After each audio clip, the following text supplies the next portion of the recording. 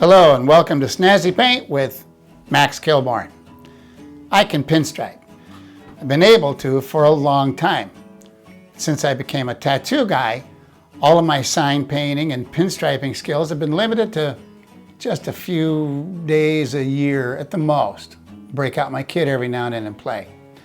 Well, I came across a real job recently, Pinstriping Flames. Now, I can pinstripe flames, so I said, heck yeah, let's do that. And then he gave me this. And man, that's a lot of flames to pinstripe. I was a little nervous. It was a lot. So I went to work on it.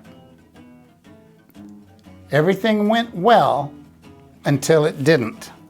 And of course, there was a deadline.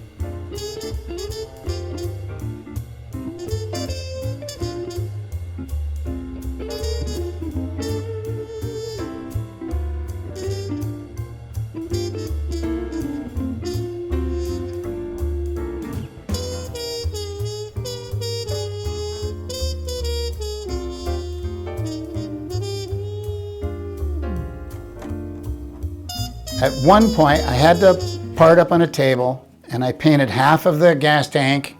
I was going to set that down and let it dry, work on something else and bring it back. Well, when I brought the tank back, I realized that when I had set it down the first time, I had touched it to my sweatshirt and it did this.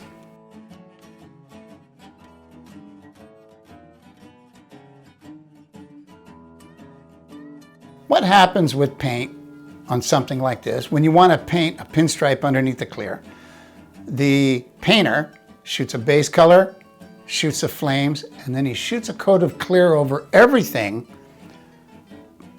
sands that down with a real fine 600 grit sandpaper, lets it dry and everything, gives it to me, and that way I can pinstripe it. If I have mistakes, I can touch it up easily enough. I haven't pinstriped under clear in a long time. What I do know about anything that's urethane is it's got a bite to it. It eats into what you're painting. And so I was pretty nervous about whether or not this was going to fix or not. I don't have any experience with House of Color pinstriping stuff. I just bought it and I was pretty nervous. Came time to fix it. So I took some 600 and I gently sanded over that stuff till it came out with fear of breaking through that clear. So I was really, really gentle, barely touching it at all until it came out. Whew. And then went over the rest of the spots that I had screwed up.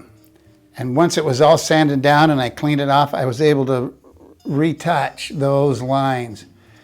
And believe me, this whole thing, beginning to end, was a nail biter for me. Turns out House of Color is not so hard to work with.